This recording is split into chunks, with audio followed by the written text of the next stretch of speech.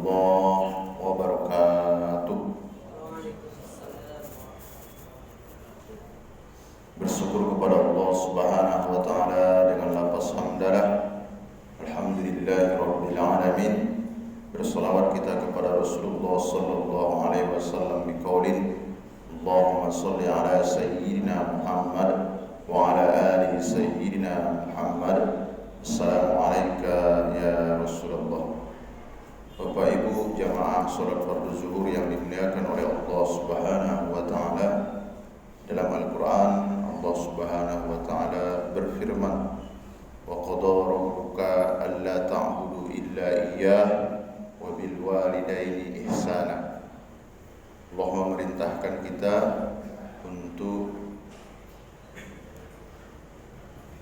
tidak pernah menyembah kecuali kepadanya. Selanjutnya tugas yang kedua yaitu wabil walidaini ihsana, dan kepada kedua orang tua hendaklah kita memperlakukannya secara baik. Di sini kami akan sampaikan satu peristiwa nyata yang terjadi di masa saat ini, yaitu dari Syekh Sa'ad Al-Atiyah, yaitu di Makkah, yang mana cerita ini diperoleh dari penjelasan seorang dokter. Ada seorang anak yang sangat berbakti kepada ibunya walaupun kondisi ibunya gila. Jadi kapan ia mulai berbakti itu? Ia mulai mengabdikan dirinya, menghabiskan waktunya mulai umur 10 tahun sampai 30 tahun. Nah, satu ketika ibunya ini sakit, dibawa tuh ke klinik. Habis dibawa klinik, apa yang terjadi? Dokter menanyakan, mau ngomong-ngomong, meronta-ronta ibunya. Apa yang dilakukan ibunya? Mau buka jilbabnya, mau minta belikan makanan, dibeliin sama dia makanan itu. Setelah dibeliin, apa lagi yang terjadi? Usia dia sudah sampai 30 tahun. Setelah makanan itu disuguhkan sama ibunya, nah ini kita kalau kita tak sanggup, diludahi emaknya wajahnya. Oke.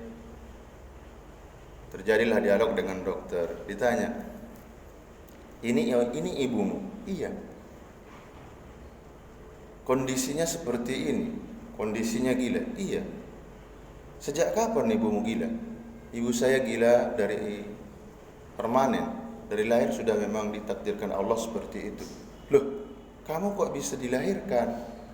Ceritanya, kakek saya menikahkan ayah saya sama ibu saya ini dengan harapan agar memperoleh keturunan. Oh, seperti itu. Namun 10 bulan setelah itu ayah saya juga tidak sanggup. Akhirnya bercerai. Tapi alhamdulillah saya dilahirkan dalam keadaan normal. Oh, seperti itu. Sudah lama kamu seperti ini? Saya mulai dari 10 tahun sampai 30 tahun. Ah, kalau begitu, kira-kira ibumu kenal enggak sama kamu? Enggak. Ibu tidak pernah kenal sama saya. Tidak pernah kenal sama saya. Terus saran saya, kata dokter, ya udah titip saja dia ke panti, agar kamu bisa lebih fokus lagi meniti karirmu, agar kamu juga bisa beraktivitas. Seperti itu. Tiba-tiba lagi di klinik, ibunya ngelihat tuh slide, ada orang kalau di di televisi saat ini kan ada siaran langsung mengenai Makkah, Madinah, seperti itu. Apa kata ibunya? Ibunya mengatakan, ditunjuk. Kapan ke sana? Padahal udah sering dilaksanakannya. Saya, kata si anak yang berbakti tadi, setiap ibu saya mempunyai satu keinginan, saya berusaha betul untuk menunaikannya. Sudah pernah diajak ibunya umroh? Sudah. Kenapa kamu lakukan seperti ini? Padahal ibumu sama sekali tidak tahu. Coba apa yang keluar dari lisan anak yang berbakti kepada orang tua itu? Ia mengatakan, iya betul. Seandainya saya titip emak saya ini ke panti, memang emak saya tidak akan mengetahui. Tapi Allah Subhanahu wa taala mengajarkan saya untuk berbakti sama emak saya. Dan Allah pasti akan melihat bahwa nggak bakalan ketukar, saya memang anak emak saya.